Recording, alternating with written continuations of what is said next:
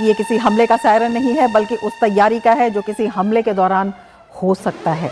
दरअसल बौखलाया हुआ है पाकिस्तान, क्योंकि जम्मू कश्मीर के पहलगाम में हुए आतंकी हमले के बाद से ही भारत ने तोड़ दी है पाकिस्तान की कमर। पहले सिंधु जल संधि को निलंबित किया, दवाई, हेल्थ सेवाओं पर रोक, व्यापार पर रोक और उसके साथ ही चुन चुन कर आतंक पर हो रहा है प्रहार और पाकिस्तानी नागरिकों की हो रही है बैरंग वापसी। तो परेशान है पाकिस्तान, रच रहा है साजिशें और वहीं अब भारत भी हर तरह की स्थिति से निपटने के लिए है पूरी तरह से तैयार। कल देश के 244 जिलों में की जाएगी मॉक ड्रिल, जिसमें दी जाएगा नागरिकों को आपात स्थिति से निपटने का प्रशिक्षण। आज भी कई जगह पर इसकी तैयारी की गई। दिखाएंगे आपको वो तस्वीरें, साथ ही आपको बताएंगे कि जब सायरन बजे तो आपको क्या करना है, किन जगहों पर ये सायरन बजेंगे। चर्चा करेंगे इसी पर। मैं हूं रमा त्यागी, मेरे साथ जुड़ेंगे खास मेहमान भी और हम आपको बताएंगे कि मॉक ड्रिल क्यों है जरूरी।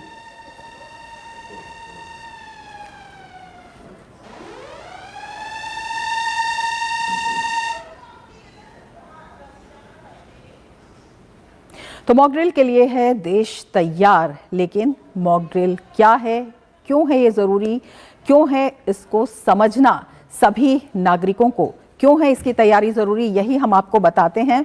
मॉक ड्रिल से क्या किया जाता है। लगभग मॉक ड्रिल से जो तैयारी है, देश में जो तैयारी है, उसका मूल्यांकन किया जाता है। वो तैयारी क्या होती है? आपातकालीन सेवाओं की, प्रशासन की और नागरिकों की। उस तैयारी का मॉक ड्रिल के जरिए जायजा लिया जाता है।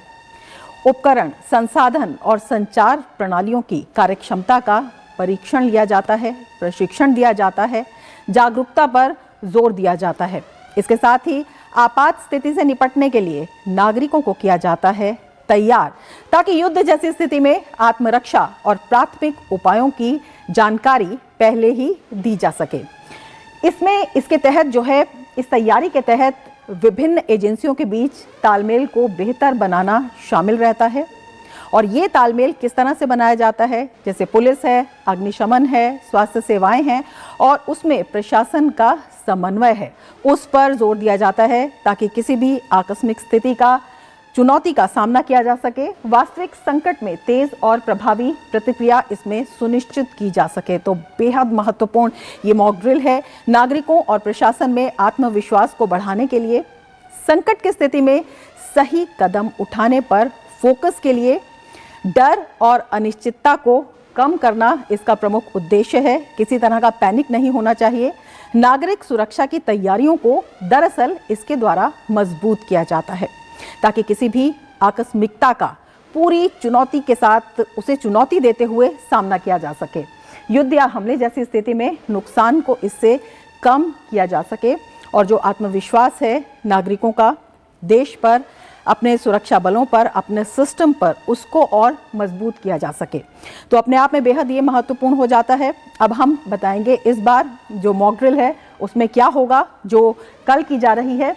सबसे पहले हवाई हमले की चेतावनी या सायरन का जो संचालन होता है वो किस तरह से होता है, ये बताया जाएगा कि किसी भी हवाई हमले की स्थिति में नागरिकों को तुरंत सचेत कैसे किया जाए, तुरंत अलर्ट कैसे किया जाए।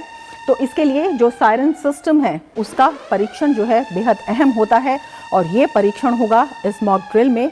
साथ ही सायरन की जो कार्य क्षमता है और उसकी जो पहुंच है उसका भी मूल्यांकन किया जाएगा, क्योंकि ये अपने आप में बेहद अहम है।